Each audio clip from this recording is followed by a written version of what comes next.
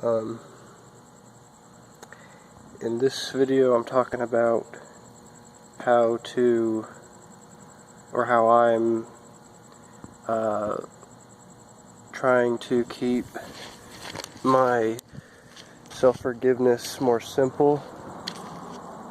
So, examples of simple self-forgiveness that can be combined with correction statements and commitments. When I'm out here, it can be kind of scary because it's kind of dark out. So I might get kind of afraid of something being in the dark, like a monster or a person, or just a general being afraid, feeling vulnerable in the dark. So right there is a bunch of simple points. The fear, the paranoia of someone or a monster being in the dark, that's a whole point. That's simple. That's you can work with. The point of vulnerability, feeling vulnerable in the dark, that's a point that's simple. So there were some immediate points I had while walking out here. Then some other points can be in changing things, changing the way I act, not how I react, not how I am inside, but who I am, in what I'm doing with other people, with myself. I can forgive myself if I treat someone a certain way and I think, okay, I treated them okay, but even I say, hey, you know what, I could have done better, I could have treated them better. That's very detailed, because I'm thinking it's easy to go your whole day and say I treated everyone okay, and I'm okay with how I treated everyone, but I could have done better. That's a point of itself, to try to do even better.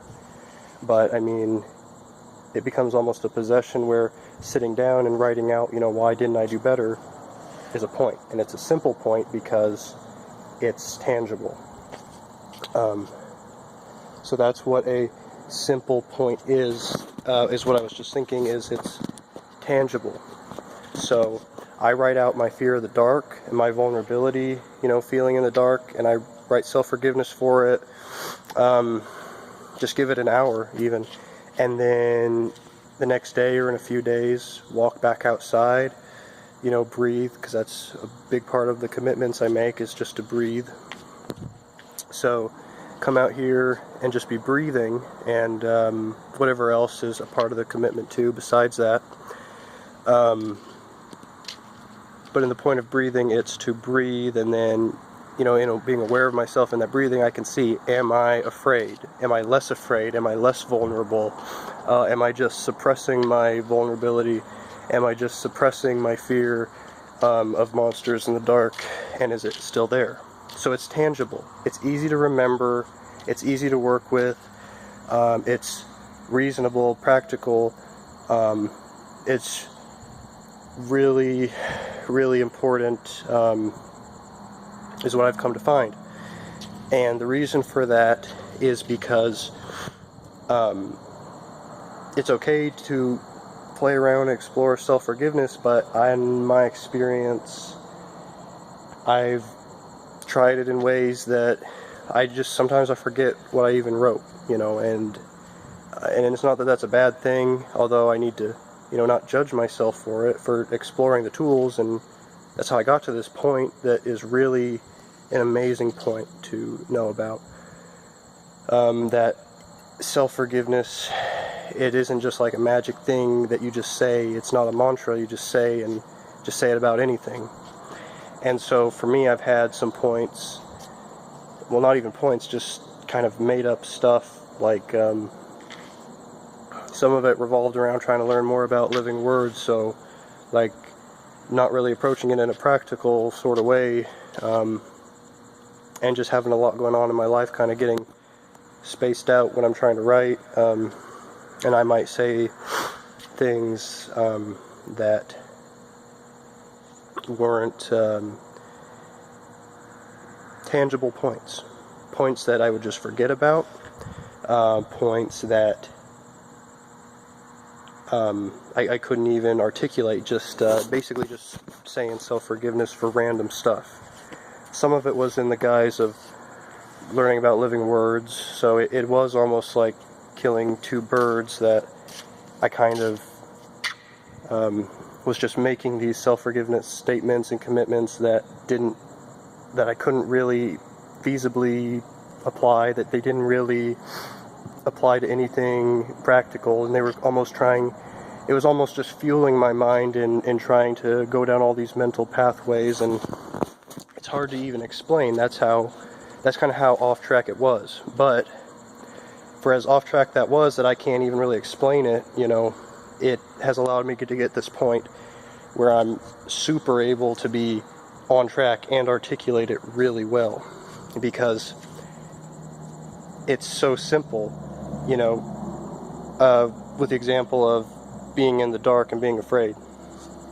If it doesn't work, just keep writing it out. It's tangible, it's simple. You can keep writing it out for days and days until you finally get those results where you come out, you breathe, the fear isn't coming in, and maybe if it is, it's coming in a specific way that you can then isolate and break down in your writing more until you just keep going and keep going. So, if you spent all your time on just one point, you could definitely trace that one point to try to get a lot of results out of that one point. So that's what I learned about tangible self-forgiveness, where what you're writing you can check on the next day, and you remember it, and it's being impactful, and it's a great lesson to have learned. And then also mentioning the other point that came up about living words, I still haven't focused on a lot of those words specifically. One of the words I'm working on right now is discipline, and I feel like that's a good fundamental word, because with discipline comes the discipline to get more done, to write more, to do more, and it's kind of builds momentum to open up pathways to all kinds of things, But where I'm at with living words is, however it might work in certain ways in your expression or anything like that, which is where a lot of my writing kind of went astray, and in thinking too much about the inwards expression and internal stuff, that I was overlooking the fact that living words can be very easily applied when you look at them in the real physical living, like discipline. Working with that word, redefining it, forgiving, my relationship to it is super practical, because it's all physical. It's all doing. It's all real-time doing physical stuff. So you don't have to get sidetracked with the internal. You can just focus on the real living of the word. So those are 2 points that it took me a long time to kind of get to where I am, that I can now articulate it and can see, myself making the decision to be more strict if I do see myself kind of straying, to really question myself and say, do I really feel like this is something that I'm going to be able to keep working on, or, is there a deeper reason that I'm going off track? Because for me, I was also under a lot of stress from work, so that stress kind of compounded that. When it got to that point where I'm so stressed I don't even feel like I can slow down to write this out, that's when my writing started to go astray out of desperation. So that's a key word here of complicating my self-forgiveness to the point that I'm writing all this self-forgiveness, but it's not helping. Then I go back to work the next day and I'm stressed out. I want to come home, I want to write, I want to, do better, but I can't, because I'm too possessed by my own desperation.